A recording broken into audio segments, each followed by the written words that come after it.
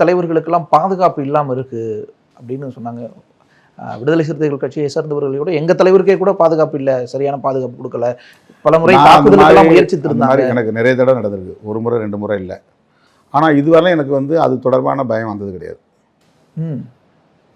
நான் ரொம்ப இயல்பாக தான் இருக்கிறேன். ஏன்னா எனக்கு நான் யாருக்கு எதிராகவும் நான் செயல்படலை, எந்த ஒரு தனிநபர் பிரச்சனையும் நான் தலையிடலை, எந்த ஒரு சமூகத்துக்கு எதிராகவும் நான் அந்த பிரச்சனை பொதுவாக நான் அரசியல் பேசுகிறேன், பாதிக்கப்பட்டவர்களுக்காக பேசுகிறேன், அவ்வளோதான். அதனால் எனக்கு அந்த அச்சம் இல்லை.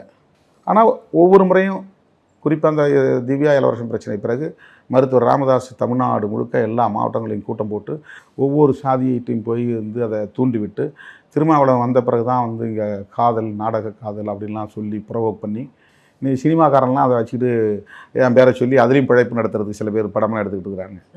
அது ஒரு நாள் கூட என்ன அவங்க சந்தித்து பேசுகிறதில்ல, என்ன நடந்ததுன்னு அவங்க என்கிட்ட கேட்டது கிடையாது, உண்மை என்னன்னு அவங்க தெரிஞ்சது கிடையாது. இதை வச்சு பிழைப்பு நடத்த பார்க்குறாங்க. அவர் திட்டமிட்டு உருவாக்கிய ஒரு அரசியலால் எனக்கு வடசேரியில் என்ன கொலை செய்கிறது முயற்சி பண்ணாங்க. வேளச்சேரியில் என் வீட்டுக்கு முன்னால் ஆயுதங்களோட போலீஸ் 5 பேர் அரெஸ்ட் பண்ணாங்க. ஓகே, ஆயுதங்களோட அரெஸ்ட் பண்ணாங்க. கைது பண்ணவொடனே என்னன்னாக்கா இது மாதிரி திருமாவளவன் பண்ணுறதுக்கு வந்துருக்குறோம், ஆயுதங்களோட கைது பண்ணாங்க. எல்லாம் பயங்கரமான ஆயுதங்களோட கைது பண்ணாங்க.